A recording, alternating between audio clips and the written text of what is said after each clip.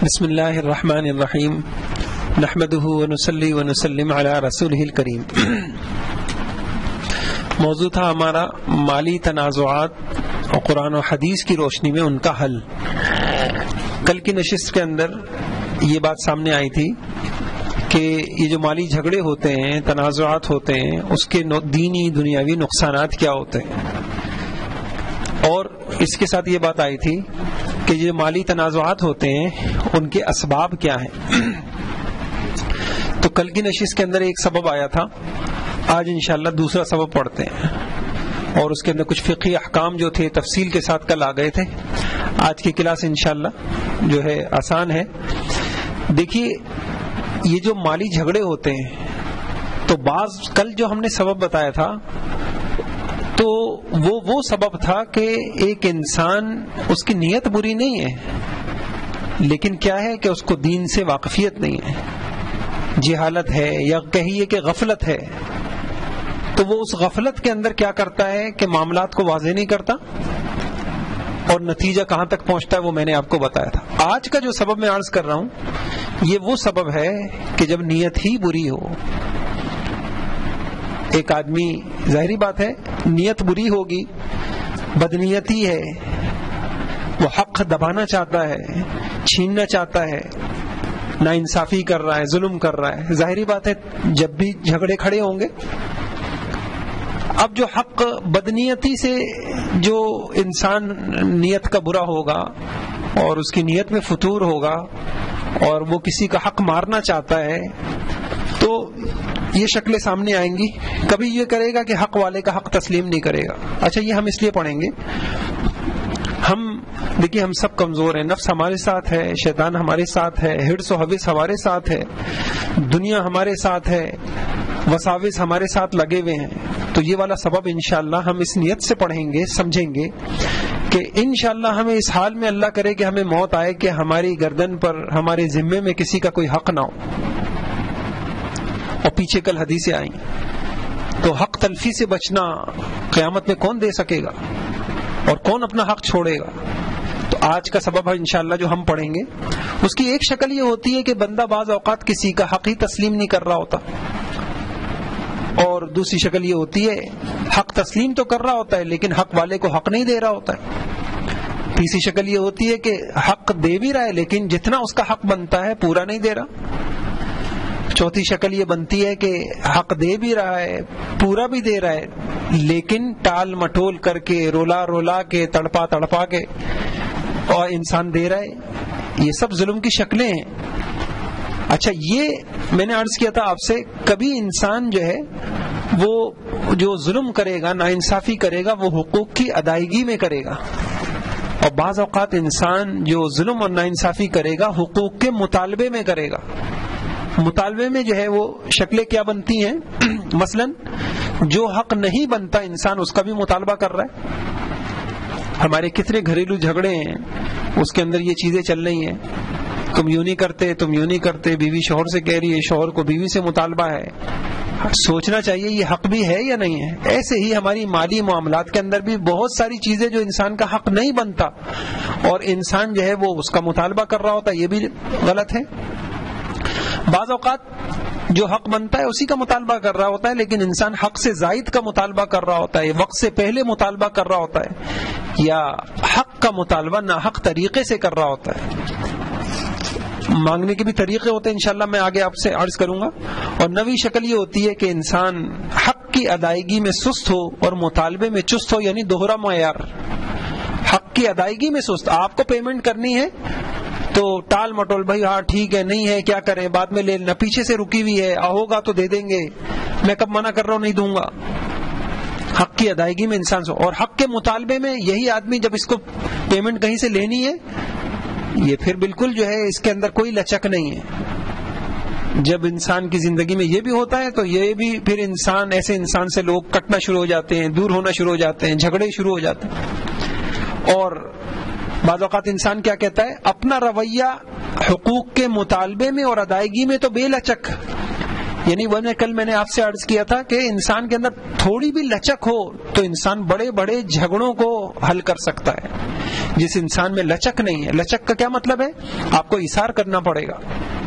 آپ کو ناک نیچی اگر ناک کے مسئلے ہیں تو اس میں ایثار کیا ہے؟ تواضع اختیار کرنا پڑے گی. یا پھر جو ہے آپ کو کیا کرنا پڑے گا؟ ایثار کرنا پڑے گا.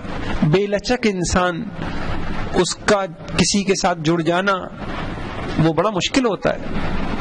تو میں نے عرض کیا کہ بعض اوقات انسان جو ہے وہ مال کی ادائیگی میں بھی مطالبے کے اندر، حق کے مطالبے میں بڑا بے لچک ہوتا ہے. نہیں بھائی جو یہ ہے پورا دینا ہے یہ. لیکن دوسرے سے جب معاملات ہوتے ہیں تو وہ اس سے رعایت کا اور چشم پوشی کا مطالبہ کر رہا ہوتا ہے. یہ جو دوہرے رویے ہوتے ہیں، اس سے بھی جو اس قسم کے لوگوں سے جب بھی معاملات ہوتے ہیں تو بھی انسان کے دل میں نفرتیں پیدا ہوتی ہیں. بہرحال یہ میں نے آپ کے سامنے ایک بات عرض کی کہ ایک سبب مالی جھگڑوں کا وہ بددیانتی ہے، ظلم ہے، ناانصافی ہے. اب سوال پیدا ہوتا ہے، ایک اہم سوال ہے، آپ حضرات جواب دیجئے.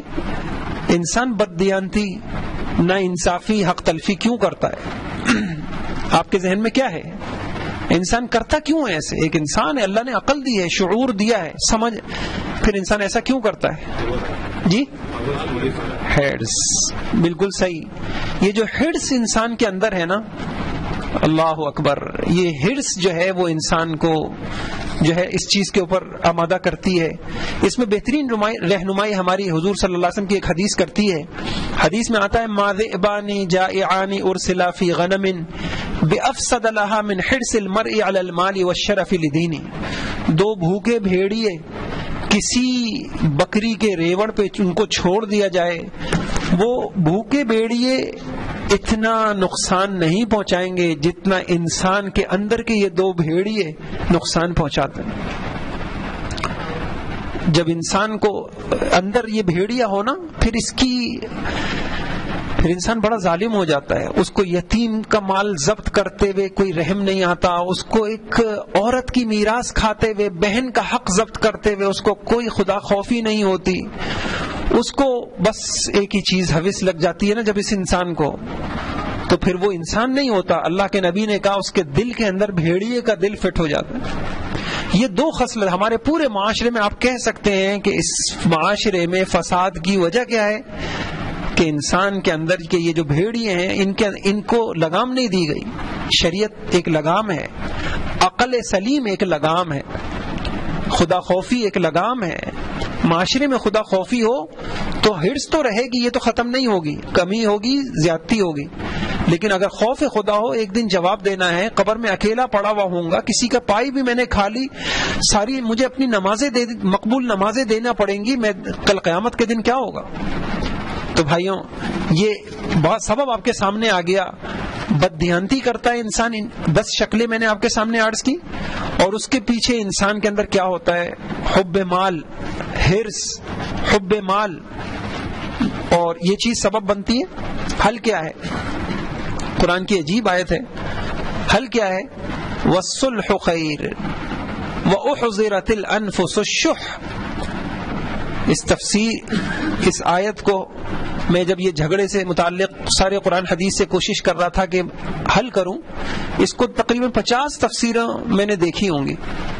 اور عجیب، قرآن نے اتنی سی بات میں کیسی انسان کی نفسیات بتائی. کہا لوگوں، اچھا ایک بات میں آپ سے عرض کروں، قرآن جب کسی چیز کو قرآن و حدیث میں خیر کہا گیا ہو نا، خیر اللہ کہہ رہے ہیں کہ اس میں خیر ہے، تو پتہ نہیں کس کس پہلو سے اس کے اندر بھلائیاں ہیں، انسان کی عقل وہاں تک پہنچنی. اللہ کیا کہہ رہے ہیں؟ والصلح خیر. لوگوں صلح میں خیر ہے، جھگڑوں میں خیر نہیں ہے، جھگڑوں میں شر ہی شر ہے.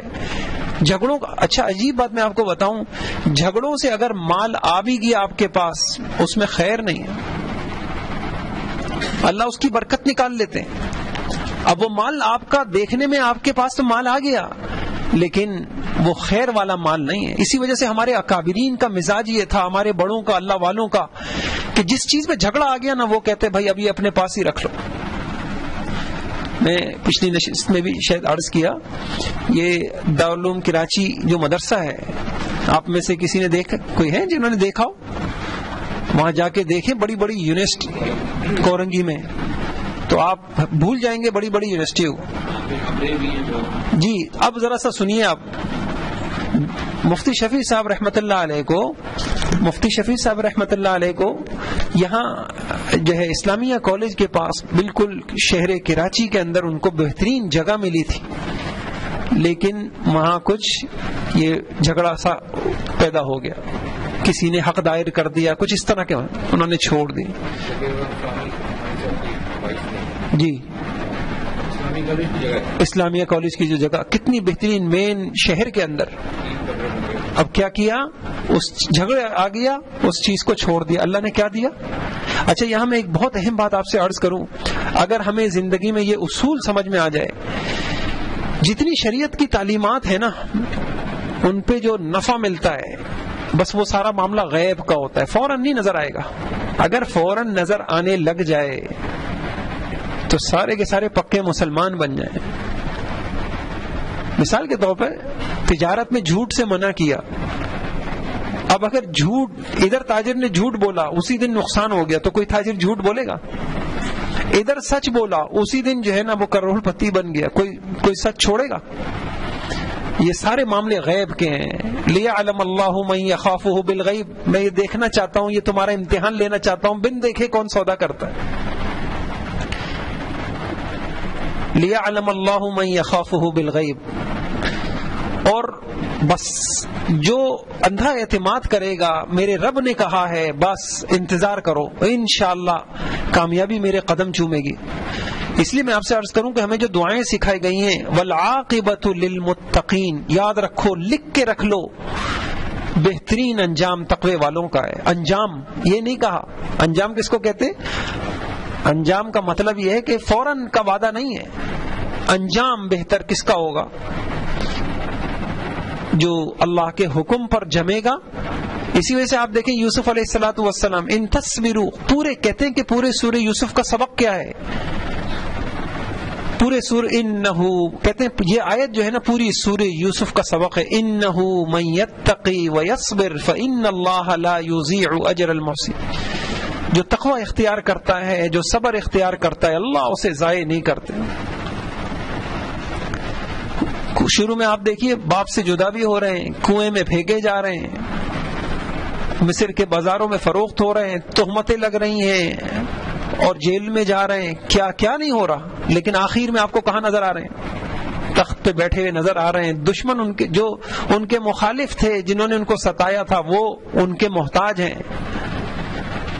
یہ میں اس پہ عرض کر رہا تھا کہ یہ جتنے شریعت کی تعلیمات ہیں ان کے اندر اللہ نے خیر رکھی ہے. تو اللہ پاک نے یہاں کیا کہا؟ وَالصُّلْحُ خَيْرٌ، لوگوں صلح میں خیر ہے. ان مالی جھگڑوں کے اندر کوئی خیر نہیں ہے، شر ہی شر ہے. جھگڑے سے اگر تمہیں مل بھی گیا برکتیں اٹھ جاتی ہیں، برکتیں اٹھ جاتی ہیں. اچھا لیکن آگے اللہ پاک نے بتا بھی دیا کہ یہ صلح ہوتی کیوں نہیں ہے، یہ لوگوں کے مقدمات حل کیوں نہیں ہوتے. فرمایا وَأُحْضِرَتِ الْأَنفُسُ الشُّحَّ، یہ جو انسان کے اندر لالچ ہوتی ہے، یہ انسان کے اندر ہرس ہوتی ہے، یہ جو ایک انچ پیچھے ہٹنا نہیں چاہتا، بس ایسے انسان سے کیسے صلح؟ میں نے کہا بے لچک انسان سے کیسے صلح ہو؟ کچھ تو انسان لچک پیدا کرے، اچھا بھائی چلو معاملات طے کرو. آگے انشاءاللہ آج کی نشست کے اندر میں طریقے عرض کروں گا کہ ہمارے اگر جھگڑے کھڑے ہو گئے کیسے حل ہو سکتے ہیں. تو یہ ایک بات آ گئی کہ اللہ ہمیں، مجھے اور آپ کو یہ سمجھا دے کہ یہ جو جھگڑوں سے جو چیزیں حاصل ہوتی ہے اس میں، اس مال میں کوئی برکت نہیں ہوتی، اس مال میں خیریں نہیں ہوتی، اور کو حتی الامکان کوشش یہ کرنا چاہیے کہ آدمی صلح کر لے. آگے دیکھیے ان سب آیتوں کا خلاصہ کیا نکلا؟ لڑائی جھگڑوں کی جو بنیاد ہوتی ہے وہ حق تلفی ہوتی ہے. اور انسان حق تلفیاں کیوں کرتا ہے؟ جب انسان کے اندر ہرس حوث ہوتی ہے. اور صلح کی بنیاد کیا ہے؟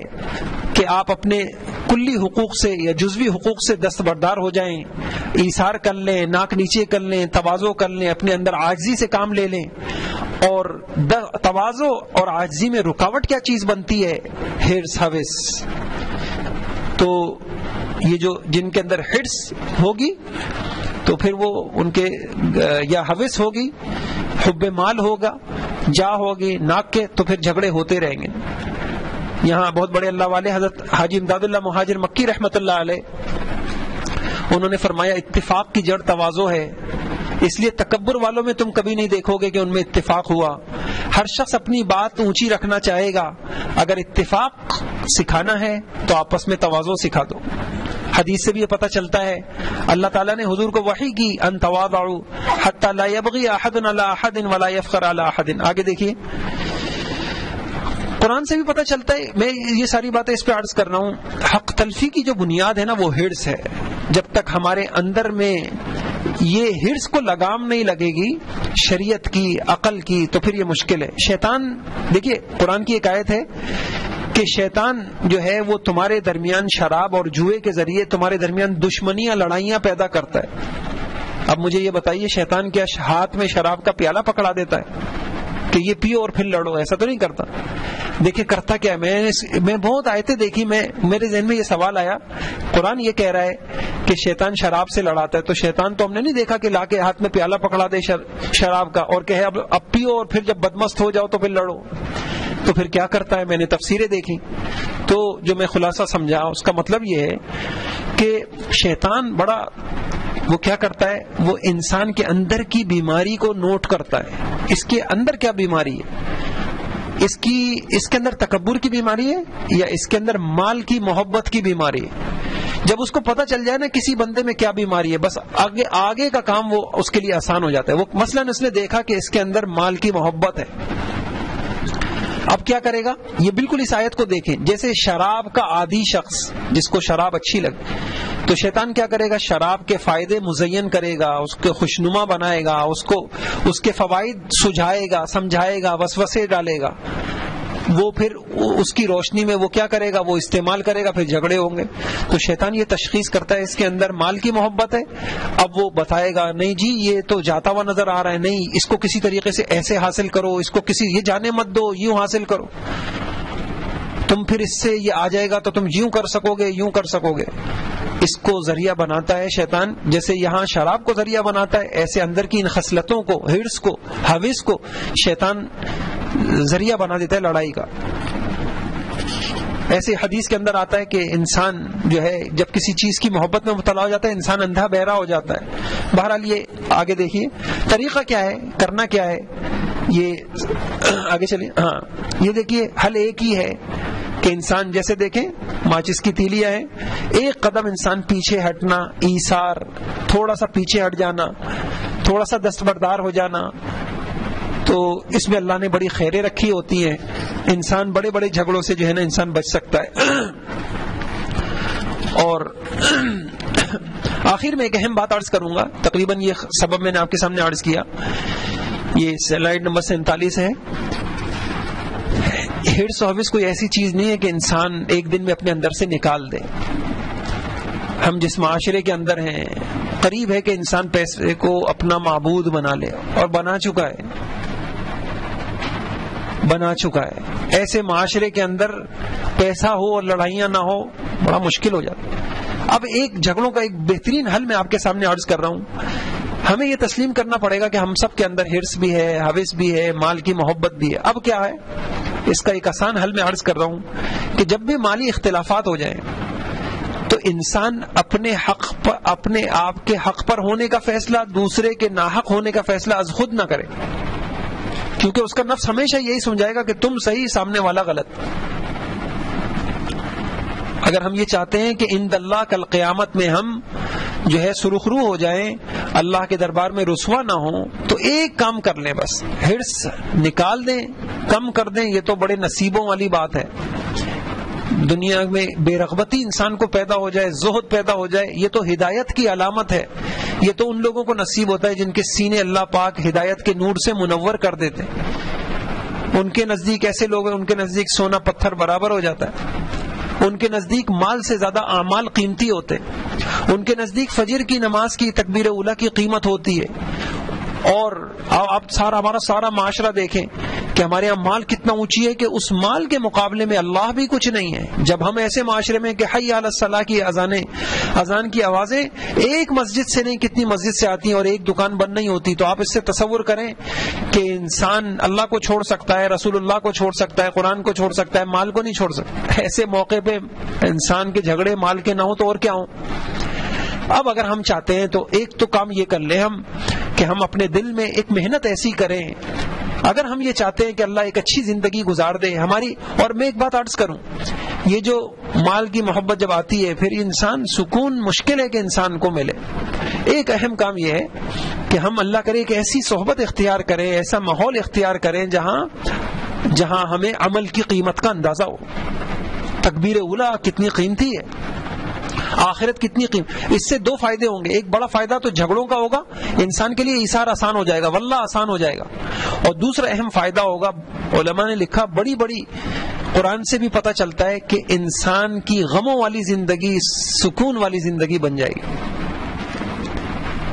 تو اس میں یہ کر لیں, از خود فیصلہ نہ کرا کریں. اور یہ بڑی اچھی اللہ والوں نے ایک دعا بتائی ہے. انسان جیسے یہ ایک تربیتی ہماری نشست ہے, اس طرح کی نشستیں اس وقت بہت زیادہ ضروری ہو گئی ہیں. بلکہ آپ کے یہاں یعنی ہر گھر کے اندر جو ہے اداروں کے اندر آپ کر سکتے ہیں یہ کام, اس طرح کی نشستوں کا قیام کروائیں.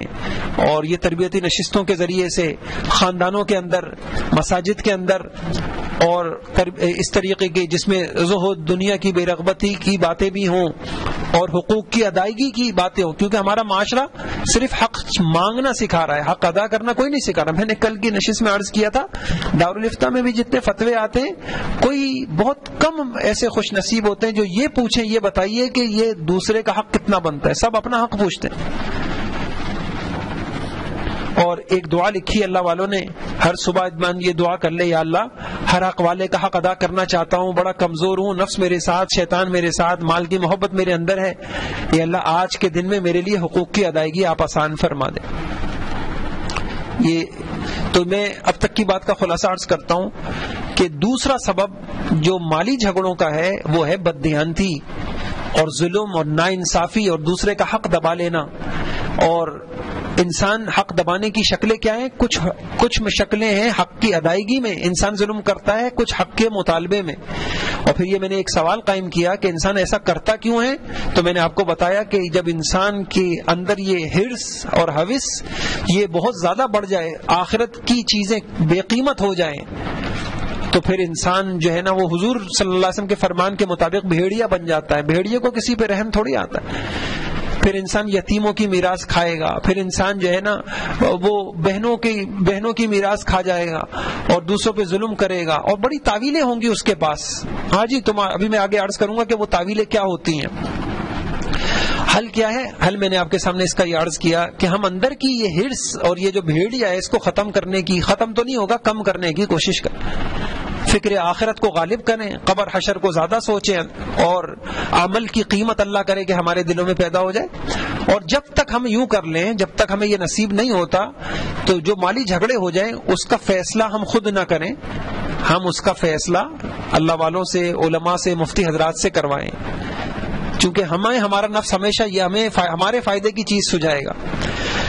اب یہ قرآن و حدیث میں دیکھیے, یہ کچھ مالی ظلم کی جو شکلیں آئی ہیں وہ میں آپ کے سامنے عرض کرتا ہوں. اللہ ہم سب کی اس میں حفاظت کر لے. پہلی شکل یہ ہوتی ہے جب انسان جو ہے کسی کا قرض دبا لینا. اور قرض کا معاملہ کتنا نازک ہے. بخاری شریف کی روایت ہے, مختلف حدیث کی کتابوں میں, کہ حضور صلی اللہ علیہ وسلم مقروض کا جنازہ بھی نہیں پڑھتے تھے. تصور کریں آپ, جنازہ تو ابی ابن کعب کے لیے, ابی ابن کعب کہہ رہا ہوں, عبداللہ ابن ابی منافق کے لیے جو ہے وہ مغفرت کرنے کے لیے تیار ہو گئے, مقروض کا جنازہ نہیں پڑھتا. بلکہ آپ صلی اللہ علیہ وسلم پوچھتے تھے, ہاں بھائی اس کے اوپر کوئی قرضہ ہے؟ اچھا, پھر یہ سب آپ کا سوال یہ ہوتا کہ جی قرضہ ہے. اگلا سوال یہ ہوتا کہ کچھ مال چھوڑا ہے کہ اس مال سے قرضہ ہو جائے. اگر کہہ دیں چھوڑا ٹھیک ہے, اگر کہہ دیں کچھ مال نہیں چھوڑا تو آپ کہتے, آپ صلی اللہ علیہ وسلم فرماتے صلوا علی صاحبکم, آپ لوگ نماز پڑھ, آپ لوگ پڑھ لیں, میں نہیں پڑھ رہا. تو قرض کسی کا دبا لینا, اگر ہمارے ذمے قرض ہیں کسی کے تو ہمیں فکر ہونی چاہیے. آج فکر جو ہے کسی کو قرض دے کر اس بیچارے کو ٹینشن ہوتی ہے. بلکہ آج کل مارکیٹ میں کیا بولا جاتا ہے, وہ کہتے ہیں اگر آپ نے جو ہے کسی کو دے دیتے ہیں نا, بعض اوقات قرض کے اوپر جو دے دیتے ہیں, بس سمجھے وہ آپ کا مال ہے ہی نہیں. آپ کا مال وہ ہے جو آپ کے ہاتھ میں ہے. تو وہ بیچارہ جو ہے نا قرض دے کے جو ہے نا وہ بھاگتا پھرتا ہے پیچھے, اور جن کے سامنے آخرت ہوگی وہ قرض کے بعد ان کو نیند نہیں آئے گی. قرض شہادت سے بھی معاف نہیں ہوتا. القتل فی سبیل اللہ یکفر کل خطیئۃ الا الدین. شہادت سے سارے گناہ معاف ہو رہے ہیں, قرض معاف نہیں ہوتا. اور ایسے ہی حدیث کے اندر جو ہے بہرحال پھر قرض دبانے کی نیت سے جو معاملات, نیت خراب ہونا, نیت کے اثرات بہت زیادہ انسانی زندگی پہ پڑتے ہیں. جیسی, بلکہ میں جتنا قرآن حدیث پڑھتا جا رہا ہوں ایک بات میرے سامنے آ رہی ہے, جیسی نیت ویسی آپ کے ساتھ اللہ کی مدد. آپ کی نیت اچھی ہو, واللہ میں انشاءاللہ اگر آپ لوگ طے کریں انشاءاللہ, میں نے سارے قرآن حدیث سے کمانے کی نیتیں جمع کی ہیں, اور میں پوری بصیرت سے عرض کر رہا ہوں آپ کے سامنے ایک بات, میں جتنا پڑھتا چلا جا رہا ہوں ایک بات میرے سامنے آ رہی ہے. اگر آپ ایک اچھی زندگی چاہتے ہیں, آپ اپنی نیتیں اچھی کریں, شادی میں, کاروبار میں, دوستی میں, ملنے میں, ملانے میں, کمانے میں, خرچ کر, جس کی نیتیں اچھی ہوں گی اس کے معاملات, اس کی مدد آسمانی ہوگی, آسمانی مدد ہوگی. تو یہ حدیث سے بھی ہمیں دیکھیں, اس حدیث سے ہمیں ملتا ہے, حضور نے فرمایا من اخذ اموال الناس یرید اداءها ادى الله عنه. کسی نے کسی سے مال لیا, قرض لیا, نیت میں یہ تھا کہ انشاءاللہ پہلی فرصت میں ادا کرنا ہے, اللہ پاک جو ہے ایسے اسباب بنا دیں گے, انشاءاللہ مال ادا کروا دیں گے. اور اگر نیت میں ہی فطور ہے, وہ کرنا بھی چاہے گا تو نہیں ہوگا. تو اللہ نے چاہا ہم آگے کوئی نشست رکھیں گے جو کمانا ہے, اور کمانے میں حضور نے ہمیں کیا نیتیں سکھائیں. اور میں آپ کو عجیب بات بتاؤں, اگر کسی تاجر کو وہ نیتیں نہیں آتی, چاہے وہ سچا تاجر ہے, لیکن آخرت میں اس بہت روئے گا. پتہ ہے کیوں روئے گا؟ ہمیں مباحات, جو چیزیں مباح ہیں نا, اللہ نے ہمارے لیے حلال کی ہیں, تو ان حلال کی چیزوں پہ ثواب صرف اس وقت ملتا ہے جب آپ کی نیت ہو. اگر نیت نہ ہو تو ثواب نہیں ملے گا. تو اگر اب آپ ذرا سوچیں, ایک تاجر آج کتنا دورانیہ, کتنا وقت لگاتا ہے وہ تجارت میں. اگر 12 گھنٹے کسی نے لگائے اور 12 گھنٹے ایک دن, آپ اس طریقے سے اس کی زندگی کے کتنے دن گئے اور اس کو کچھ نہیں ملا ثواب, کل قیامت میں کتنا روئے گا. صرف اچھی نیتیں کر لے, وہ سارا وقت اس کا ایسا ہو جائے گا جیسے وہ عبادت کر رہا ہے, لیکن سیکھنا پڑے گا یہ. تو انشاءاللہ آگے کوئی نشست رکھیں گے. قرض کی ادائیگی کے بغیر اگر انتقال ہو جائے تو یہ بہت بڑا گناہ ہے, حدیث سے پتہ چلتا ہے. ایک شکل قرض یہ بھی ہوتی ہے بیعانہ, ایڈوانس جو ہے وہ مثال کے طور پر جو ہے خریداری سے پہلے جو ہے کچھ وہ بیعانہ رکھا جاتا ہے, ٹوکن منی. اگر کوئی اس کو ضبط کر لے, بعد میں اس کا ارادہ بدل جائے, شرعاً یہ آپ کے لیے حلال نہیں ہوتا. اگر یہ بھی ایک دوسرے کا مال جو ہے ہڑپ کرنے کی ایک صورت ہے. یہ ایک شکل میں نے آپ کے سامنے عرض کی قرض کی. اگلی شکل کسی کی زمین, پلاٹ, مکان, دکان, جائیداد دبا لینا. حدیث میں کیا آتا ہے, من اخذ من الارض شيئا بغیر حقه خسف به يوم القيامه الى 7 ارضین. اگر ذرہ برابر بھی اس نے کسی کی کوئی زمین دبائی, وہ زمین 7 زمینوں تک اس کے اندر اس کو دھسایا جائے گا. اور ایک روایت میں آیا ہے کہ 7 زمینیں توق بنا کے اس کے کندھے پہ, اس کے گلے میں ڈالی جائیں گی. کل قیامت میں اس کا کیا حال ہو. اور جو ہے ایک روایت میں آتا ہے بالش برابر بھی زمین کسی نے دبا لی تو وہ اس کے گلے کا توق بنا دی جائے گی. کل قیامت میں اس کے لیے رسوائی کا باعث بنے گی. ایک شکل ہمارے معاشرے میں, اور جس کو حدیث میں بہت, قرآن و حدیث میں بہت سخت کہا, وہ ہے یتیم کا مال دبا لینا. یتیم کا مال دبا لینا, اور اس کی کئی شکلیں ہوتی ہیں. ایک شکل یہ تھی ہوگی, یتیم ہے بیچارہ, کو اس کا مال ہے, رکھ لیا, جب تک بچہ بالغ ہو گیا اس کو جا کے یہ کہتے بیٹا یہ تو تمہارے تعلیمی اخراجات وغیرہ پر یہ تمہارا مال لگ چکا ہے. اور بعض اوقات کہتے ہیں کہ یتیم بچہ اگر اس کے پاس مال بھی ہے, میراث میں اس کو باپ سے مال ملا ہے, تو بعض اوقات کیا کیا جاتا ہے کہ اس کی مثلا بچی ہے تو اب اس کی شادی باہر نہیں کی جائے گی, کہیں جو ہے نا یہ مال اس کے ساتھ ہمارے گھر سے باہر نہ چلا جائے. اب وہ نہ چاہے تو اپنے ہی کسی اولاد سے اس کی شادی کرا دی گئی. علماء نے لکھا ہے یہ بھی ایک شکل ہے. اور بہرحال یتیم کا مال کھانا بہت ظلم کی ایک شکل ہے, ظلم کی شکلیں ہیں. اللہ ہم سب کی حفاظت فرمائے. قرآن میں آتا ہے ان الذین یأکلون اموال الیتامی ظلما انما یأکلون فی بطونہم نارا. یہ لوگ اپنے پیٹ میں آگ بھر رہے ہیں. اور اللہ پاک نے جگہ جگہ قرآن میں کہا. اور 7 بڑے گناہ جو انسان کو ہلاک کر دیں اس میں سے ایک بڑا گناہ اکل مال الیتیم. 7 بڑے گناہ جو انسان کی ہلاکت کے لیے کافی ہیں، فرمایا ان سے بچو. اس میں سے ایک یتیم کا مال بھی. 5ویں ایک شکل جو ہے وہ میراث دبا لینا، ہمارے معاشرے میں بہت عام ہے. اور اس کی شکلیں کیا ہیں؟ ایک شکل تو یہ ہے کہ بعض لوگ تو میراث میں عورتوں کا حق تسلیم نہیں کرتے. عورت کو بھی میراث، ہمارے کتنے خاندان ایسے ہیں کہ بعض اوقات حق تو تسلیم کر لیتے ہیں لیکن بڑے مختلف بہانوں کے ذریعے سے نا وہ مال ہڑپ کر لیتے ہیں. مثلا وہ جو تم کو شادی میں خرچ کر دیا تمہارے اوپر، وہ جو ہے نا وہ تمہاری میراث تھا، وہ چلا گیا تمہارا، اور تمہارے جہیز میں ہم نے لگا دیا، فلاں ہو گیا.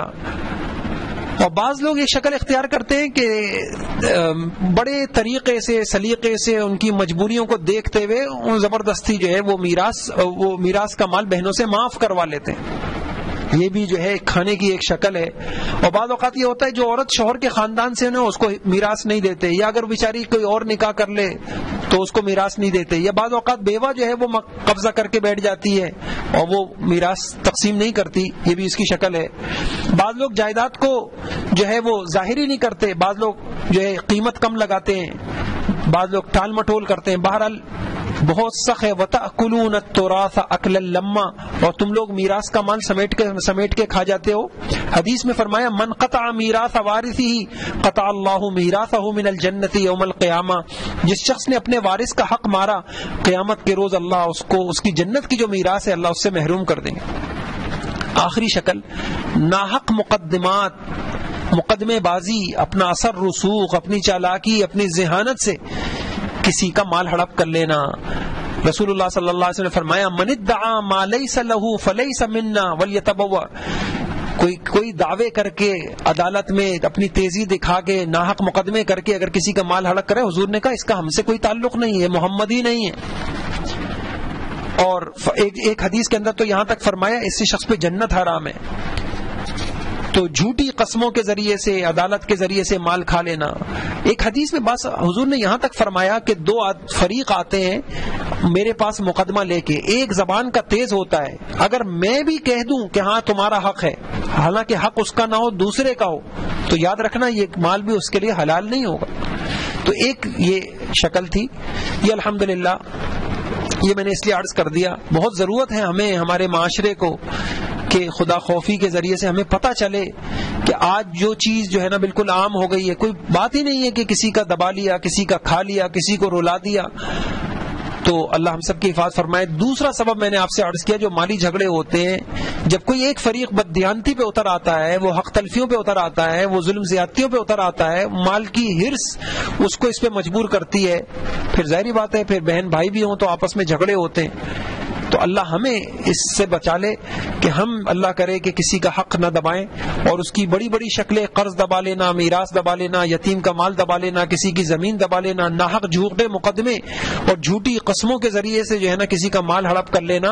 ٹھیک ہے دنیا میں کسی نے بھی نہیں پوچھا، جانا اکیلی قبر میں. اللہ ہم سب کی حفاظت فرمائے. آخری بات میں نے آپ سے عرض کیا تھا ہماری اس کلاس میں 3 چیزیں ہوں گی. پہلے تو ہم جھگڑوں کے نقصانات پہچانے اور اسباب پہچانے. ان 2 چیزوں سے کیا ہوگا کہ ہم اپنی اگلی زندگی میں مالی جھگڑوں سے بچ سکتے ہیں. دوسری چیز کہ جناب یہ جھگڑے ہو چکے ہیں، اب ہم کیا کریں، شریعت کی روشنی میں اس کا حل کیا ہے. تو الحمدللہ اس کا حل بھی ہے. دیکھیے یہ چند بہت اہم قیمتی باتیں ہیں. ایک حل تو یہ ہے فنی تربیت کے ذریعے تنازعات حل کرائے جائیں. جیسے آپ کی ایک نشست ہے تو اللہ کرے اگر تھوڑا سا بھی کسی کے اندر مادہ ہو سمجھنے کا، سمجھا کر جو ہے مسئلے حل کرائے جا سکتے ہیں. تو اس کا طریقہ یہ ہے کہ اس طرح کی نشستوں کے اندر جو ہے ان کو لایا جائے، ان کے اندر خدا خوفی پیدا ہو جائے.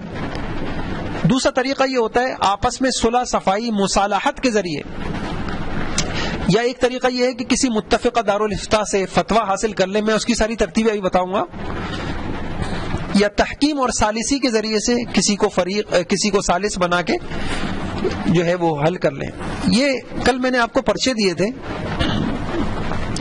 بہت ہی قیمتی، میں اس سے متعلق کچھ عرض کرتا ہوں. دیکھیے اگر جھگڑے ہو گئے ہیں تو شریعت ہمیں کیا حل بتاتی ہے. جھگڑے پیدا ہو چکے ہیں، میراث کے ہوں، مالی ہوں، کاروباری ہوں، اب ہم کس طریقے سے ان کو حل کر سکتے ہیں. تو سب سے پہلی بات تو یہ ہے کہ جھگڑے ختم کرنے کے بھی کچھ اصول ہوتے ہیں. پہلے ان اصولوں کے اوپر آنا پڑے گا. جو ان اصولوں پہ نہیں آئے گا تو جھگڑے حل نہیں ہو سکیں گے. پہلے کچھ اصول ہوں گے نا. تو یہ جو 2 پرچے آپ کے پاس ہیں یہ قرآن و حدیث کی بہت ساری آیتوں کے خلاصے ہیں. میں آپ سے پوچھتا بھی چلا جاؤں گا اس میں وہ صحیح اصول لکھے ہیں. مثلا میں نے آپ سے پیچھے کل کی نشست میں کہا تھا قرآن کی ایک آیت ہے فَاتِّبَاعٌ بِالْمَعْرُوفِ وَأَدَاءٌ إِلَيْهِ بِإِحْسَانٍ. قرآن کی ایک آیت ہے فَاتِّبَاعٌ. اس 2 جملوں میں پورا طریقہ بتا دیا گیا ہے. یا امساکم بالمعروف ہوتا ہے. اچھا کل آپ نے کیا لکھا؟ یہ پہلا پرچہ ہے اس میں یہ لکھا ہے بھائی اگر کسی کے اختلافات ہو جائیں تو دل میں آپ لوگوں نے کس چیز پہ ٹک لگایا تاکہ میں حل کروں گا, میں عرض کروں گا کہ وہ صحیح ہے یا جواب دل میں رکھنا چاہیے یا تبادلہ خیال کرنا چاہیے یا ڈائریکٹ کسی تیسرے کو داخل کر لینا چاہیے یا لڑ مر کے الگ ہو جانا چاہیے؟ بہترین. جھگڑے اب ایک اصولی سی بات ہے اور قرآن بھی ہمیں یہ کہتا ہے کہ کیا کرو اگر آپس میں اختلافات ہوئے تو کوشش کرو کہ میٹنگ ہو جائے اور آپس میں بیٹھ جائیں. اچھا یہ پرچہ نا اس میٹنگ سے پہلے آپ کو بہت کام دے گا, بہت کام دے گا.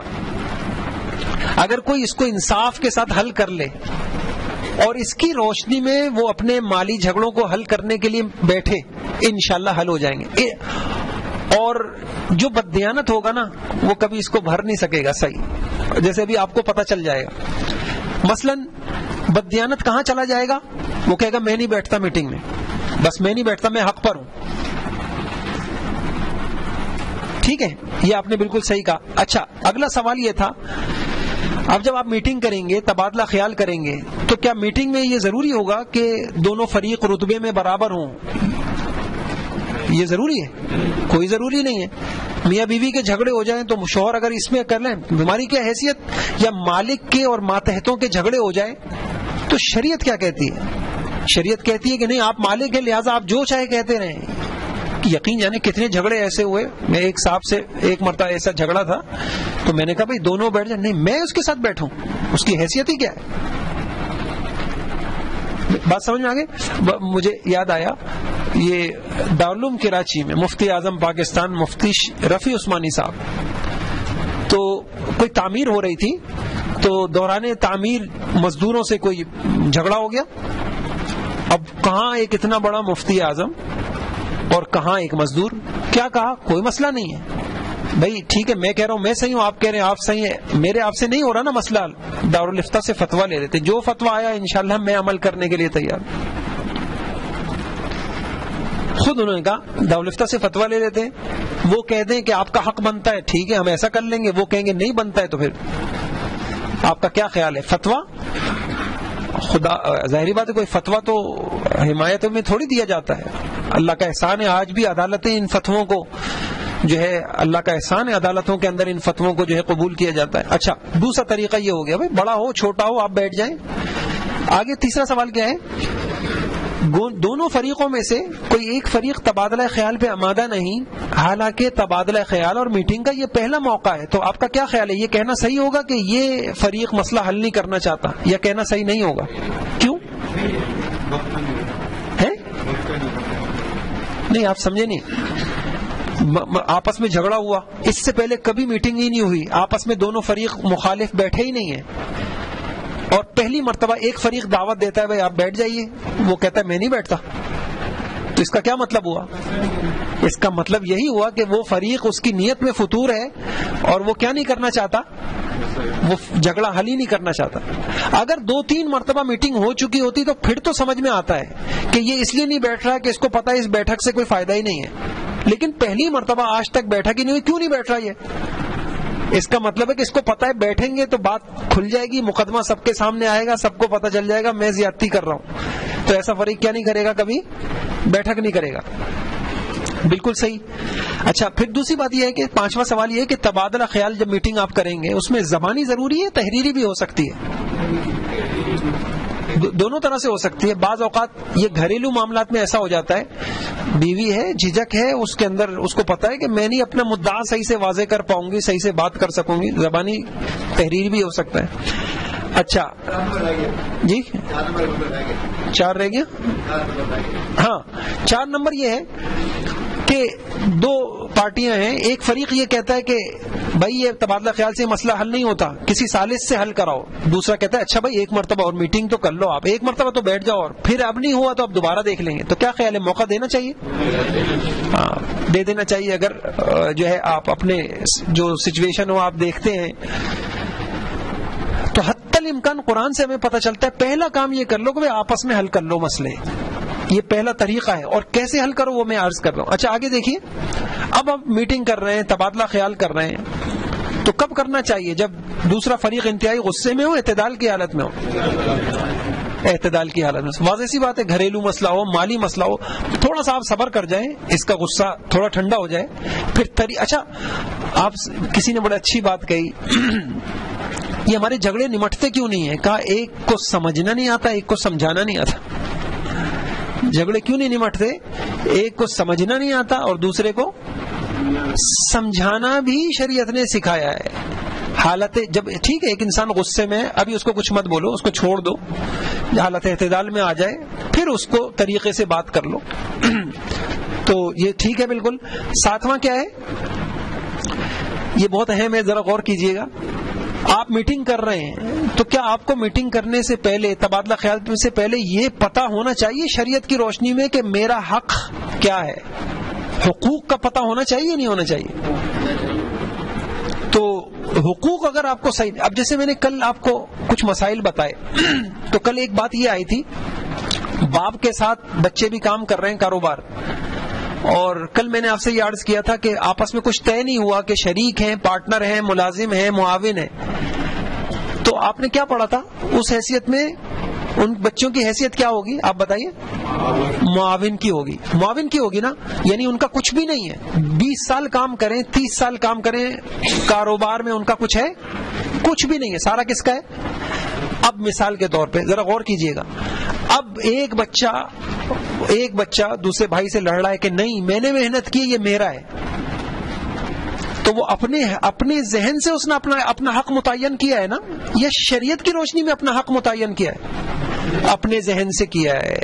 انصاف ہوگا تو سب سے پہلے آپ شریعت کی روشنی میں یہ پوچھ تو لیجئے میں جس چیز کا مطالبہ کر رہا ہوں وہ میرا حق بھی ہے یا نہیں ہے. تو حقوق کا پتہ ہونا, صحیح بالکل واضح ہونا, کلیئر ہونا, پھر بیٹھک مفید ہوگی. اگر آپ کو حق کا ہی نہیں پتا میرا کیا حق ہے سامنے, آپ یقین جانیں آج بڑے بڑے کاروبار چل رہے ہیں, کسی کو کسی کے حق کا تھوڑی پتا ہے. شراکت کے مسائل ہے, پارٹنرشپ ہے, کیا کسی کو پتا ہے کہ پارٹنرشپ میں ایک شریک کے دوسرے کے اوپر کیا حق ہوتے؟ مالکان ہے. میں نے الحمدللہ سالوں ہو گئے محنت کر رہا تھا, اب بالکل آخری مرحلے میں یہ کتاب تیار ہے جس میں کاروبار کرتے وقت جس کے جو حق بنتے ہیں ان حقوں کو جمع کر دیا. آپ کوئی چیز خریدتے ہیں تو خریدار کے آپ کے اوپر کیا حق ہیں, آپ بیچتے ہیں فروخت کنندہ کے کیا ہیں, آپ کے ماتحت کچھ لوگ کام کر رہے ہیں, آپ کو پتہ ہے ان کے حق کیا ہیں, آپ کسی کے ماتحت کام کر رہے ہیں تو مالکان کے آپ کے اوپر کیا حق ہے, آپ جس مارکیٹ میں بیٹھے ہوئے ہیں پڑوسی بھی آپ کے ساتھ کام کر رہے ہیں ان کے کیا حق ہیں.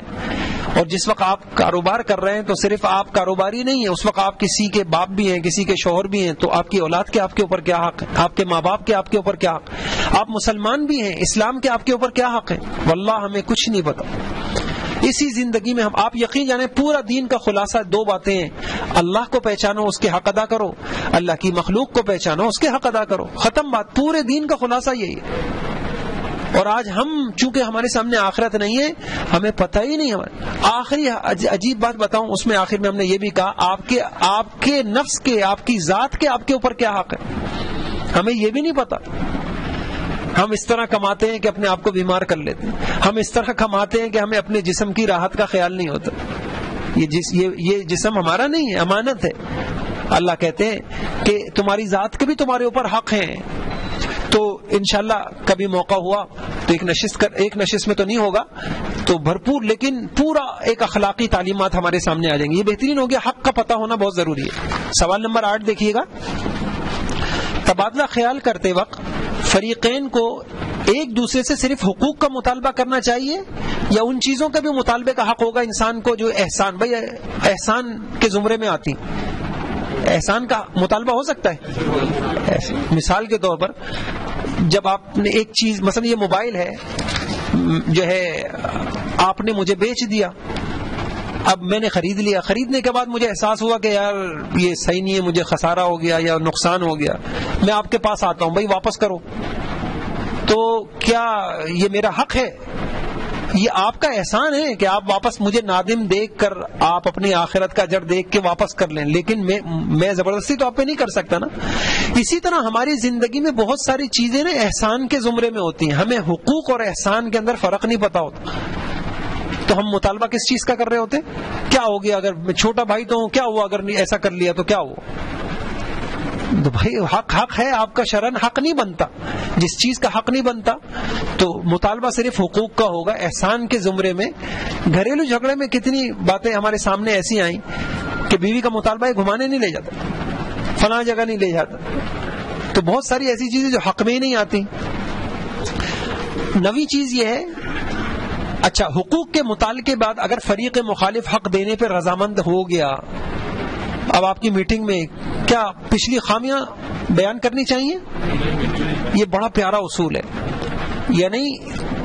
یعنی آپ دیکھیے, مقصد خامی کمی کسی کو رسوا کرنا, کسی کو ذلیل کرنا, اس کی پچھلی باتوں کو نکالنا یہ نہیں ہے. مقصد یہ مسئلہ حل کرنا ہے. اور عجیب بات بتاؤں, جو لوگ مسئلہ حل کرنے والے ہوتے ہیں نا وہ گھڑے مردے نہیں نکالتے. ایک جگہ میں بیٹھا تھا, میاں بیوی کا کہیں جھگڑا تھا, ایک بڑے اللہ والے ماشاءاللہ اس کو حل کر رہے تھے. اب بالکل جب انہوں نے شروع کرنے لگے نا نشست کو, ادھر لڑکی والے بھی ادھر لڑکے والے بھی, اب بالکل جیسے وہ تیار بیٹھے ہوئے تھے کہ اس نے یوں کیا, جیسے ہی تھے انہوں نے اسے خاموش کرا. انہوں نے کہا بھائی اگلی زندگی بنانے آئے ہو تو پھر آگے کی چیزیں سوچو, یہ پیچھے کی پھر یہ گھڑے مردے نکالنے کی ضرورت نہیں. اور اگر آپ وہ کرتے ہیں تو پھر یہ تو ماشاءاللہ مسئلہ اس طرح نمٹ گیا. تو ایک اہم بات یہ ہے, ہاں کچھ خامیاں تو آپ کو بتانی پڑیں گی نا, بھائی دیکھیے آپ کی اس معاملے کی وجہ سے یہ مالی پریشانیاں آتی, اگر آپ یوں نہ کریں ٹھیک ہے ان کو تو. اچھا یہ حضور کی سیرت سے بھی ہمیں ملتا ہے کہ اگر کسی کی آپ کو اصلاح کرنی ہے یا تنقید کرنی ہے تو صرف اس کی خامیاں جو ضروری خامیاں ہیں وہ تو بتائی جائیں گی نا, اس کے بغیر مسئلہ کیسے حل ہوگا جہاں آپ کو پرابلم ہو رہی ہے یا مسائل پیش آ رہے ہیں. یہ تو اچھا کون سا سوال ہے؟ 10واں یہ ہے کہ تبادلہ خیال کے وقت اگر خامیاں بیان کرنا ناگزیر ہو تو ایک دوسرے کی صرف خامیاں بیان کرنی چاہیے یا خوبیاں بھی سامنے رکھنی چاہیے؟ بھائی ماشاءاللہ آپ دیکھیے میں آپ کے ساتھ کاروبار کرتا رہا, اللہ کا احسان ہے, دیکھیں آپ نے فلاں موقع پہ احسان کیا, دیکھیں فلاں موقع پہ میں پریشان ہو گیا تو اللہ کا احسان, دیکھیں کتنا اچھا طریقہ ہے. لیکن دیکھیں اب کچھ مسائل اس طریقے کے پیدا ہونے لگ گئے ہیں اور چند باتیں ہیں, اب وہ اگر ہم مل بیٹھ کے حل کر لیں تو حل ہو جائے. تو اب کیا ہے, ایک یہ کہ پیچھے کی ساری زندگی کے احسانات پہ پانی پھیر دیا, جب سے مسئلہ 99 خوبیوں پہ پانی پھیر دیا, ایک پریشانی کا رونا شروع کر دیا, تو تبادلہ خیال صحیح نہیں ہو. یہ سمجھ میں آ گیا؟ آگے دیکھیے, آگے کیا ہے, یہی ہے نا, یا اگر اس کی کچھ خوبیاں وہ بھی کرنی چاہیے, ایک دوسرے کے تمام عیوب ظاہر کرنے چاہیے, جو کمیاں آپ کے لیے پریشانی اور مسئلہ بن رہی ہیں صرف ان کو بنائیں. 11واں دیکھیے, تبادلہ خامیے میں جو کمیاں جائز مطالبات بہت غور سے سنیے گا سامنے آئیں, انہیں کھلے دل سے تسلیم کرتے ہوئے کہہ دینا چاہیے کہ آئندہ شکایت کا موقع نہیں ہوگا, انشاءاللہ حقوق میں کوتاہی نہیں ہوگی, یا بغیر کسی وجہ سے نہیں ماننا چاہیے. ایک بات میں آپ سے عرض کروں, جو حضور نے فرمایا الکبر بطر الحق وغمت الناس, تکبر کی ایک علامت یہ ہے کہ تکبر والا کبھی اپنی خامی برداشت نہیں سنے گا, نہیں اپنے اوپر تنقید برداشت نہیں کرے گا. تو ظاہری بات ہے پھر مشکل ہو جائے. وہی میں نے آپ سے کہا, ناک جن کی اونچی ہوگی ان کے ساتھ مسئلوں کو حل کرنا بڑا مشکل ہو جائے گا. جن کے اندر ٹھیک ہے جی آپ نے بتا دیا, میں آئندہ انشاءاللہ اس کا خیال کروں گا, آپ نے جو ہے نا اتنا ضمیر انسان کا مرا نہ ہو, انسان جو ہے حق بات کو ضرور قبول کر لیا کرے, بڑے بڑے مسئلے حل ہو سکتے ہیں. اور میں آپ کو ایک عجیب بات بتاؤں, قرآن کی 2 آیتیں تھیں, اللہ اکبر, اللہ چونکہ خالق ہے نا, ان کو تو سب پتا ہے ہماری کمیوں کا, تو انصاف سے پوری عدلیہ کا نظام ان 2 آیتوں پہ صحیح ہو سکتا. کیا کہا, یا ایھا الذین آمنوا کونوا قوامین بالقسط شہداء للہ ولو علی انفسکم او الوالدین والاقربین ان یکن غنیا او فقیرا فاللہ اولی بہما فلا تتبعوا الہوی ان تعدلوا. ایک اور آیت میں فرمایا یا ایھا الذین آمنوا لا یجرمنکم شنآن قوم علی الا تعدلوا. اب میں 3 چیزیں بتاتا ہوں. اللہ پاک کہہ رہے ہیں کہ بھائیوں، اللہ پاک ہمیں کیا کریں، اے ایمان والوں دیکھو انصاف پسند بن جاؤ اور انصاف پہ ڈٹ جاؤ. صرف قوام کا لفظ اللہ نے استعمال کیا ہے، ایسے ڈٹ جاؤ کہ کوئی چیز تمہیں انصاف کے تقاضے سے ہلا نہ سکے. آگے 3 چیزیں بتائیں جن کی بنا پر عموماً انسان انصاف نہیں کرتا. پہلی بات کیا کہی، وَلَوْ عَلَىٰ أَنفُسِكُمْ، اگرچہ جو بات کہی جا رہی ہے تمہارے ذاتی مفاد کے خلاف ہو. تو پتہ چلا کیا ہوتا ہے کہ انسان جو چیز مفاد میں ہو اس کو تو قبول کرتا ہے، جو مفاد میں نہیں ہو یہ ناانصافی ہے. دوسری چیز انسان کے تعلقات. آپ دیکھیں نا، میں اکثر یہ کہتا ہوں، یہ کیا وجہ ہے، میاں بیوی کی لڑائی ہوگی، لڑکی والے ہمیشہ یہ کہیں گے ہماری لڑکی صحیح ہے تمہارا لڑکا غلط، لڑکے والے ہمیشہ کہیں گے تو ہمارا لڑکا صحیح ہے ساری غلطیاں کس میں. بس کبھی بھی جھگڑے نہیں ہوں گے جب انسانیت یہاں تک پہنچ جائے کہ کسی ایک کے اندر بھی انصاف پسندی نہ ہو. ساس ہمیشہ یہ کہ میری بیٹی صحیح میری بہو غلط. اللہ کیا کہہ رہے ہیں، ارے تمہارے والدین بھی تمہارے سامنے ہوں، تم نے اب والدین کو نہیں دیکھنا، تمہیں انصاف کے تقاضے پورے کرنے. اگر ایک اچھے انسان بننا چاہتے، والدین، جس رب نے والدین کے قدموں میں جنت رکھ دی، یہاں والدین کو پتا چلا کہ اگر والدین مخالف ہو تو گواہ دو. اور تیسری چیز کہی کہ اگر تمہارا دشمن بھی ہے، لا یجرمنکم شنآن قوم علی، دشمن کے ساتھ بھی تمہیں انصاف کرنا. یہ میری پارٹی کا نہیں، یہ میری جماعت کا نہیں، یہ میری زبان کا نہیں، یہ میرے خاندان کا نہیں، لہذا مجھے ان کا ساتھ دینا ہے. اللہ کہہ رہے ہیں نہ اپنا ساتھ دو، نہ اپنے والدین کا تعلق والوں کا ساتھ دو، انصاف پسند بن جاؤ. تو دیکھیے جب آ جائے نا انسان، مالی معاملات ہو اور کوئی معاملہ ہو، انسان کو تسلیم کر لینا چاہیے. اللہ ہمیں اس کی توفیق دے دے. اس کے لیے بہت بڑا تقوی چاہیے ہوتا ہے، یہ اتنا کھیل نہیں ہے. اس لیے قرآن کیا کہتا ہے، اعدلوا هو اقرب للتقوی، انصاف کرو، یہ بہت بڑے تقوی والی بات ہے. اس کے لیے بہت خوف خدا، تقوی. پھر انسان کہے کہ نہیں بھائی ایسا. اچھا آگے دیکھیے گا، نمبر کیا ہے، ابھی 11 پڑھ رہا تھا نا میں. ہاں، تسلیم کر لیں بغیر کسی معقول وجہ سے. مجھے یا معقول وجہ بتا دینی چاہیے، بھائی ٹھیک ہے آپ نے صحیح مجھے توجہ دلائی ہے، بس تھوڑا سا وجہ یہ ہے کہ میں یہ جو میری وجہ سے آپ کو تکلیف ہو رہی ہے اس کی یہ وجہ بن رہی ہے، میں انشاءاللہ کوشش کروں. نمبر 12 دیکھیے، مسائل حل ہونے کا طریقہ. مسائل کی وجہ سامنے آ گئی، مثال کے طور پر ایک مرتبہ بیٹھک ہو گئی، آپ کو سامنے والے فریق نے بتا دیا بھائی آپ کے ان باتوں کی وجہ سے سارے مسئلے کھڑے ہو رہے ہیں.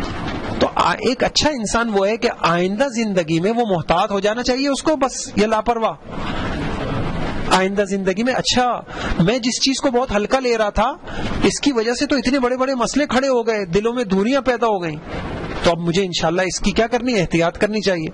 پھر بسا اوقات کیا ہوتا ہے، ایک انسان احتیاط کر رہا ہے پھر بھی غفلت، بعض ہوتے ہیں نا غفلت میں دوبارہ دیکھا کہ یار آپس میں کھچاؤ کی فضا بننے لگ گئی، تو انسان کو فوراً وجہ جاننے کی کوشش کرنی چاہیے نہیں کرنی چاہیے فوراً کہ بھئی اب کیا وجہ ہو گئی، یہ دوبارہ ہمارے الجھاؤ پیدا ہو رہا ہے، اور پھر معافی تلافی کرنی چاہیے.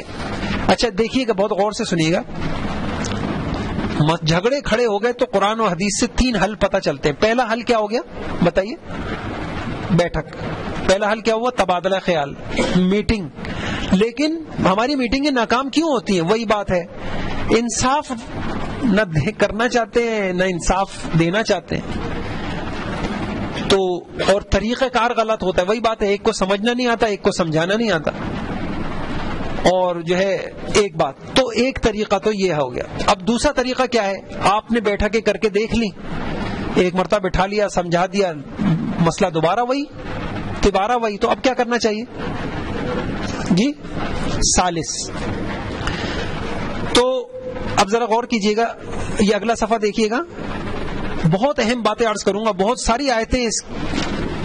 یہ جو سوال نمبر 2 ہے، ثالث کس معاملات میں ہونا چاہیے؟ صرف وہاں ہونا چاہیے جہاں آپ کو پتا ہو کہ میرے حق میں فیصلہ ملے گا، اور جہاں پتا ہو کہ ثالث کسی اور میرے حق میں فیصلہ نہیں کرے گا، میرا کیس کمزور ہے، تو وہاں ثالث نہیں بنانا چاہیے. کیا کرنا چاہیے بتائیے؟ بنانا چاہیے نا. قرآن کی آیت ہے, منافقوں کی خصلت بتائی, وَإِن يَكُن لَّهُمُ الْحَقُّ يَأْتُوا إِلَيْهِ مُذْعِنِينَ. یہ بڑے منافق جب ان کا اپنا حق بنتا اور پتا ہو کہ فیصلہ ان کے حق میں ہوگا تو دوڑے دوڑے حضور کے پاس آتے ہیں, یا رسول اللہ فیصلہ, جیسے ہمارا حال ہے. کئی فریقوں کو دیکھا گیا, فتویٰ لے لو, اور وہی فریق جب پتا ہے کہ فتویٰ میرے خلاف آئے گا, فتویٰ, بھائی فتویٰ کیوں لے لو, میں حق پر ہوں, کیوں لے لو فتویٰ, میں حق پر ہوں بس. وہاں وہ تیار ہی نہیں ہے, آمادہ نہیں ہے فتویٰ لینے میں. بھائی کیوں نہیں لے رہے تم فتویٰ تو کسی پہ ظلم نہیں کرتا نا, فتویٰ تو شریعت ہے. شریعت تو جتنی آپ کی خیر خواہ ہے اتنی شریعت دوسرے کی خیر خواہ ہے. شریعت تو سب کی خیر خواہ ہے, شریعت میں تو نہیں لیں گے. تو یہ جو ہمارے ہیں کبھی بھی جھگڑے ہمارے ختم نہیں ہوں گے کہ جہاں یہ مزاج ہوگا کہ اپنے مطلب کا ہو تو فتویٰ لے لو, اور اپنا پتہ ہو کہ فتویٰ خلاف آئے گا تو پھر نہیں. یہ منافقانہ خصلت بتائی گئی ہے. سوال نمبر 3 دیکھیے گا, اگر فریق تمام اختلافی معاملات میں یا بعض میں کسی تیسرے کو درمیان ڈال کر مسئلہ حل کرانے پہ آمادہ نہ ہو تو آپ کا یہ کہنا صحیح ہوگا کہ یہ مسئلہ حل ہی نہیں کرنا چاہتا. صحیح ہے نہیں؟ اچھا, یہ میں نے آپ سے کہا نا کہ یہ پرچہ اگر بیٹھک سے پہلے آپ یہ پرچہ حل کریں گے نا تو بڑے مسئلے حل ہو سکتے ہیں. بالکل صحیح ہے بھائی, جب آپس میں ہم بیٹھ چکے ہیں 4 مرتبہ ہمارا مسئلہ حل نہیں ہوا, اب میں تیار ہوں اس بات پر, بھائی جو شریعت کا حکم آ جائے گا انشاءاللہ میں تیار ہوں. اب سامنے والا تیار نہیں یا کسی کو ثالث بنانے پہ تیار نہیں ہے, تو اس کا مطلب کیا ہوا؟ وہی بات, بد دیانتی, ظلم, ناانصافی, وہ حق دینا ہی نہیں چاہتا. آگے دیکھیے, اب ذرا غور کیجئے گا, اتنی بات طے ہو گئی کہ جب آپس کے تبادلے خیال سے مسئلے حل نہ ہوں تو کیا کرنا چاہیے؟ ثالث بنانا چاہیے. اب وہ ثالث کیسا ہونا چاہیے؟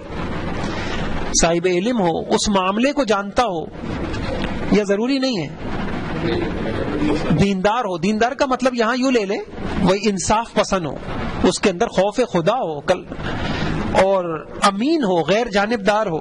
یہ با اختیار ہو تو کیا ہی بات ہے کہ بھائی ثالث بھی ہے, بہت اچھا ہے کہ با اختیار بھی ہو کہ پھر آپ کو آپ کا حق دلا سکے یا حق والے کو حق دلا سکے. آپ کو میں عجیب بات بتاؤں, میں نام بھول گیا اس جج کا, کہ جو ہماری عدالتوں میں زندگیاں برباد ہو رہی ہیں. ابھی پتہ نہیں پاکستان میں یہ نظام آیا نہیں آیا, بیرون ملکوں میں یہ نظام آ چکا ہے کہ وہاں جو ماہر وکیل ہوتے ہیں جنہوں نے ایک بڑا لمبا عرصہ جو ہے وہ اپنا تجربہ ان کا ہوتا ہے عدالت میں, وہ کیا کرتے ہیں, انہوں نے اپنی جو ہے نا الگ آفس بنائے ہوئے ہیں, جو آپس میں لوگوں کے نزاع ہوتے ہیں تو وہ ان کے پاس جاتے ہیں, اپنا کیس دکھاتے ہیں, تو وہ ان سے 3 سوال کرتے ہیں, مطلب 3 سوال حل کرتے ہیں. وہ کیا؟ نمبر 1, وہ یہ چاہتے ہیں بھائی آپ اپنے مہارت کی روشنی میں یہ بتاؤ کہ میں یہ کیس لڑوں عدالت میں, پہلے سے پوچھتے ہیں تو اس پہ کتنا پیسہ خرچ ہوگا, 1. نمبر 2, دوسرا سوال یہ حل کرواتے ہیں, یہ بتائیے کہ اگر ہم یہ کیس لڑیں میں اپنے حق کے لیے یا فلاں کے لیے تو اس پہ کتنا وقت خرچ ہوگا. نمبر 3, کہ فیصلہ میرے حق میں ہوگا بھی یا نہیں ہوگا. پورا یہ بیرون ممالک کے اندر اس طرح ہو چکا ہے, تو وہ اپنی فیسیں لیتے ہیں, وہ اپنی اسٹڈی کر کے اور بہترین اپنی مہارت کو بروئے کار لا کر وہ یہ بتا دیتے ہیں, بس اوقات فیس بھی لے لیتے ہیں, وہ کہتے ہیں بھائی تمہارا یہ مسئلہ تمہارا حل ہو, اور وہ سمجھداری کے ساتھ وہ کیا کر رہے, چپ ہو کے بیٹھ جاتے ہیں. اور ہمارے ہاں پردادا کے مقدمے پوتے اور پڑ پوتے ان کے یہاں حل نہیں ہو رہے ہوتے. تو ابھی اللہ کرے کہ یہ نظام, اللہ کرے کہ یہاں میں عرض کروں کہ اللہ کرے کہ ہم وہی بات ہے کہ حل کرا لیں, دارالفتہ سے حل کرا لیں, فتوے کے ذریعے شریعت کی روشنی میں جو حل کرا لیں. تو بھائی ٹھیک ہے, اللہ کا حکم کیا ہے, حق بنتا ہے نہیں بنتا ہے, کتنا میرا بنتا ہے, شریعت کی روشنی میں اللہ کا جو حکم آ جائے میں اس کے لیے تیار ہوں. تو یہ ایک چیز آ گئی. اچھا, اختلافی معاملات میں آپ بتائیے مستند دارالفتہ کو بھی ثالث بنایا جا سکتا ہے نہیں بنایا جا سکتا؟ الحمدللہ عدالتوں کے اندر قبول ہو جاتے ہیں فتوے. فتویٰ لینے کا طریقہ, اچھا دیکھیں یہاں پہ بھی نفس ہمارا ڈنڈی مارتا ہے, فتویٰ لینے کا طریقہ کیا ہونا چاہیے, ذرا غور کیجئے گا. سب سے اہم, اچھا میں عجیب بات آپ کو بتاؤں, سب سے پہلا مرحلہ کیا ہوتا ہے, مثال کے طور پہ دو فریق ہے نا, ان کو اختلاف ہوا، ایک نے اپنا فتویٰ لکھا، اس نے اپنے انداز سے سوال بنایا، اور نیت کیا تھی کہ ایسا سوال پیش کرو کہ جواب کس کے حق میں آئے. اب اس کو وہی بات میں نے آپ سے کہا نا، مقصد حق تک پہنچنا نہیں ہے، حق بات تک، اللہ کے حکم تک پہنچنا نہیں ہے. مقصد کیا ہے؟ میرے ہاتھ میں آئے. اب دوسرے کے پاس جب جواب جاتا ہے وہ کہتا ہے یہ تو سوال ہی تم نے غلط لکھا ہے، میں مانتا ہی نہیں اس سوال کو. مسئلہ حل ہوگا؟ نہیں ہوگا. تو سب سے پہلا مرحلہ تو یہ آئے گا جب آپس میں آپ کے دو فریق ہیں، پہلے تو آپ اکٹھے بیٹھ کے سوال تو طے کریں. ابھی بھی ایک جگہ اس طرح ہوا تو میں نے کہا بھائی پہلا کام یہ کریں، آپ 2 نہیں 3 نہیں، آپ جتنے آپس میں آپ کا وہ ہے، آپ اکٹھے بیٹھ کے کیا کریں، سوال بنائیں، سب اس پہ دستخط کر دیں کہ ہم جی یہ جو چیز جس طرح پوچھی جا رہی ہے ہم متفق ہیں، یہ جو صورت بتائی جا رہی ہے واقعی ایسا ہی ہوا ہے، واقعی ایسا ہی ہوا ہے. پہلے سوال پہ تو متفق ہوں. اب کیا ہوتا ہے کہ بس وہ ہو گیا، 1 مہینے کے بعد جواب آیا، وہ یہ کہتا ہے کہ یہ تو سوال ہی غلط لکھا ہے آپ. تو پہلا طریقہ یہ ہونا چاہیے کہ سوال پہ اتفاقی طور پہ سوال بنا لیں. آگے دیکھیں، ایک اور جو ہمارے یہاں کمیاں ہوتی ہے وہ کیا ہوتی ہے کہ مختلف دارالفتاؤں میں فتویٰ بھیج دیتے. یہی وجہ ہے کہ ہمارے جو دارالفتاء ہیں جب ان کو تجربہ ہوا وہ فوٹو اسٹیٹ فتوے کی نہیں لیتے، وہیں واپس کر دیتے. اس کا مطلب آپ کہیں اور بھی بھجوا چکے ہیں. وہ کیوں مختلف؟ کہ جہاں سے اپنی پسند کا آئے گا تو بھئی بعض اوقات تعبیر میں اختلاف ہو جاتا ہے. آپ کہیں گے شریعت کا حکم ایک ہے، تو بھئی عدالت میں بھی تو یہ ہوتا ہے، ایک عدالت کوئی فیصلہ دے دیتی ہے، دوسری عدالت کیا کر دیتی ہے، کوئی اور فیصلہ دے دیتی ہے. وہ تطبیق کے اندر تھوڑا سا اختلاف ہو جاتا ہے. تو ایک تو یہ نہیں ہونا چاہیے کہ کیا کرے آدمی الگ الگ ایک اتفاق سے سوال بناؤ اور کسی ایک جس پہ آپ کو اعتماد ہے آپ وہاں سے فتویٰ لے لیں، ایک ہونا چاہیے. اچھا، ثالث، اب فتویٰ آ گیا یا ثالث کا فیصلہ آ گیا، آپ کا کیا خیال ہے؟ وہ اپنی مرضی کے موافق ہو یا نہ ہو، قبول کرنا چاہیے یا صرف مرضی کا ہو تو قبول کرنا چاہیے؟ اور ثالث کا فیصلہ مثلا شریعت کا حکم آ گیا تو صرف ظاہری طور پہ مجبوری میں قبول کرنا چاہیے، دل سے بھی راضی ہو جانا چاہیے؟ قرآن میں فلا وربک لا یؤمنون حتی یحکموک فیما شجر بینہم، جب تک تم شریعت کو، اللہ رسول کو اپنے سارے مقدمات اور اختلافات میں فیصل نہیں بناؤ گے، تمہارا ایمان کہاں ہے شریعت کے اوپر؟ تو فتویٰ تو اللہ کا حکم ہوتا ہے. اس کے بعد ٹھیک ہے جی اب میرے مفاد میں ہو، میرے خلاف ہو، اللہ کا حکم آ گیا، انشاءاللہ آپ دیکھیں گے نتائج بہت اچھے نکلیں گے. 9ویں بات، جو فریق ثالث کے فیصلے کو قبول نہ کرے تو کیا لوگوں کو کیا کرنا چاہیے؟ حق والے کو حق دلوانا چاہیے یا بیچ میں نہیں پڑنا چاہیے؟ یہ بھی شریعت کی تعلیم ہے کہ وَإِن طَائِفَتَانِ مِنَ الْمُؤْمِنِينَ اقْتَتَلُوا فَأَصْلِحُوا بَيْنَهُمَا، 2 گروہ ہیں، 2 پارٹیاں ہیں، ان میں آپس میں اختلاف ہو جائے، تمہارا کام یہ ہے کہ تم ان میں صلح کرانے کی کوشش کرو. آپ کی مارکیٹ میں ہو گیا ایسا، آگے اللہ پاک کیا کہتے ہیں؟ فَإِن بَغَتْ إِحْدَاهُمَا عَلَى الْأُخْرَى فَقَاتِلُوا الَّتِي تَبْغِي، اور اگر تم دیکھو کہ ایک پارٹی ظلم کر رہی ہے تو پھر تم مظلوم کے ساتھ ہو جاؤ. لا تعلقی ہماری شریعت میں نہیں ہے. بھئی ہم کیوں برے بنے؟ یہ حق ہے دوسرے کا. اگر اللہ نے آپ کو حیثیت دی ہے، اختیارات دیے ہیں، آپ کچھ کر سکتے ہیں کسی مظلوم بھائی کے لیے. اور میں آپ کو عجیب حدیث بتاؤں، حدیث میں آتا ہے کہ اگر کسی مظلوم کا حق مارا جا رہا تھا اور آپ نے اس کا ساتھ نہیں دیا تو عنقریب ایسے حالات پیدا ہو جائیں گے کہ آپ کا حق کوئی اور مار رہا ہوگا اور آپ کا کوئی ساتھ دینے والا نہیں ہوگا. اور ہم مشاہدہ کرتے ہیں ایسے حالات کا. آخری 10ویں بات ہے، اگر تبادلہ خیال سے مسئلہ حل نہ ہو، ثالث سے مسئلہ حل ہو اور معاملات میں ایسے ہوں کہ فریق مخالف سے کنارہ کشی کی جا سکتی ہو تو اچھا دیکھیے 3 طریقے ہو گئے. دیکھیے پہلا طریقہ قرآن ہمیں بتاتا ہے امساکم بالمعروف، آپ اپنے معاملات کو چلائیے اچھی طریقے سے. اچھے طریقے سے جب اختلافات پیدا ہونے لگ جائیں تو آپ آپس میں پہلا کام یہ کریں کہ آپ میٹنگ کریں، بیٹھک کریں. ایک دوسرا، شریعت یہ بتاتی ہے اگر بیٹھک سے آپ کے مسئلے حل نہیں ہوتے تو آپ کیا کام کریں؟ ثالث کو. تیسرا طریقہ جو شریعت بتاتی ہے، یہ دونوں طریقے بھی آپ نے دیکھ لیے، مسئلہ حل نہیں ہوئے تو اب کیا ہو جانا چاہیے؟ احسن انداز سے. اب پھر آپ اکٹھے نہ رہیں تو اچھا ہے. اب آپ اکٹھے رہیں گے تو زندگی بھر پریشان رہیں گے، آپ کی صلاحیتیں غلط لگتی رہیں گی. اب اچھا یہ ہے کہ آپ اپنی صلاحیتوں کو کہاں لگائیں. تو اگر ممکن ہو تو پھر انسان کو حل یہی ہے امساکم بالمعروف. اور میاں بیوی کے معاملات میں بھی شریعت یہ کہتا ہے، اس لیے طلاق کوئی عیب نہیں ہے. شریعت کہتی ہے کہ اچھے انداز سے رہو. جب تم دیکھ لو اب ناممکن ہے, ساری زندگی یہ مصیبت, آپس میں جو ہے نا لڑائی رہے گی, جھگڑے رہیں گے, اور جو ہے نا زندگی جو ہے نا ایک عذاب بن جائے گی, تو شریعت کہتی ہے اچھے انداز سے جدا ہو جائے. اچھا انداز جدا ہونے کا کیا ہے؟ لا تعلقی کے بعد نا یہ جو ہم ہر مخالفت کو دشمنیاں بنا لیتے ہیں. بس مخالفت تو دنیا میں جب تک ہے ہوگا, دن بھی ہے, رات بھی ہے, سرد بھی ہے, جو ہے نرم بھی ہے, گرم بھی ہے. یہ تو دنیا کا ایک حسن ہے. کہتے ہیں کہ جب لوگوں کی شکلیں نہیں ملتی, عقلیں کہاں سے ملیں گی؟ شکلیں ملتی ہیں لوگوں کی, ایک جیسی نہیں ہے, تو عقلیں کہاں سے ملیں گی؟ تو ضروری نہیں ہے جو میں سمجھ رہا ہوں سب وہی سمجھیں, جو سب سمجھ رہے ہیں وہی میں سمجھوں, ضروری نہیں ہے. تو جب آخری طریقہ یہ ہوتا ہے کہ آدمی کیا ہو جائے کہ احسن انداز سے جدا ہو جائے, اور پھر اپنے کام سے لگے, اور جو ہے نا وہ ہمارے یہاں جو یہ ہوتا ہے نا, بس اب زندگی وقف ہو جاتی ہے اپنے مخالف کو نیچا دکھانے کے لیے, اس کی ٹانگیں کھینچنے کے لیے. تو یہ خود جو ہے نقصان دہ چیز ہے. اللہ ہم سب کو عمل کی توفیق عطا فرما دے. یہ الحمدللہ یہ کلاسیں ہوئیں, اور اللہ کرے کہ ہم اپنی عملی زندگی میں اپنے نسلوں کو یہ سبق سکھا دیں کہ انشاءاللہ ایک اچھا انسان مسلمان بن کے زندگی گزارنی ہے. جھگڑوں سے بچنا ہے, اسباب میں نے بتا دیے.